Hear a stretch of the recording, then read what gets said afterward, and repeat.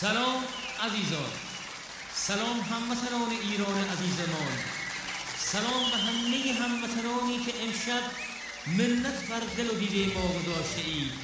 آمده اید که صدای هنرمند خوش صدا و مردمی و ورزشکار خودتان را بعد از سالها دوری بشنوید و با احساس خواننده محبوبتان غبار غمی از دلهای عاشقتان بزدایید. فضای کوچک میزبان امشب ما را به قلب بزرگ عاشقتان ببخشید. متشکرم. سلام علیکم. سلام مخلصم. قربون شما. کردم اجازه بدین با یه غزل شروع کنیم.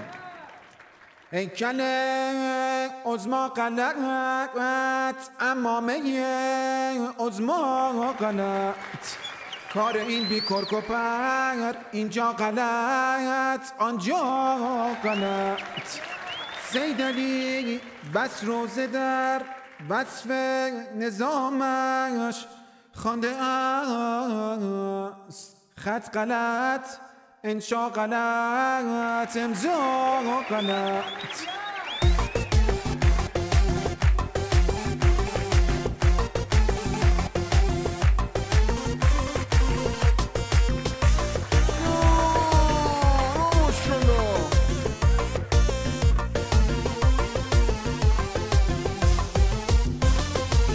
تو مثل زغال منقل، گاهی سرخی گاهی سردی، تو همون ولی فقیه کج و کوله و تو زردی. تو مثل پراید داغون بعد یه تصادف هستی، تو که خط قرمزاتو همه رو زدی شکستی. به میگن حشمت خالتور که باهات کارد و پنیرم، سیدعلی بدون به زودی خفتتو میام میگیرم. الهی الهی الهی عظما تو بمیری تو بیت ولایت ایبولا بگیری.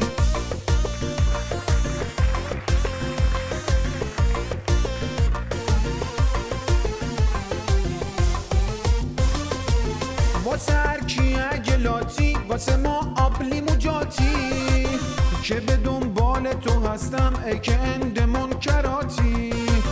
تو واسه بسیجیاتم مثل جیرک میمونی، وسط مذاکراتم براشون روزه میخونی. الهی الهی الهی عظما تو بمیری تو بیت ولایت ایبولا بگیری.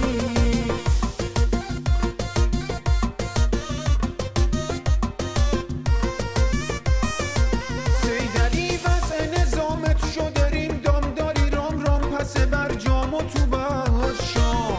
چرا گرخیده نگاهت نکنه فهمیدی این جام با یه تیزی توی دستام.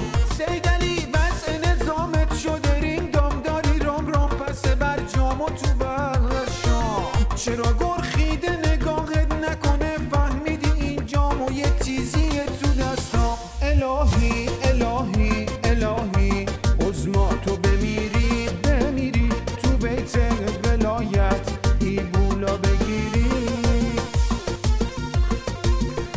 ماشالله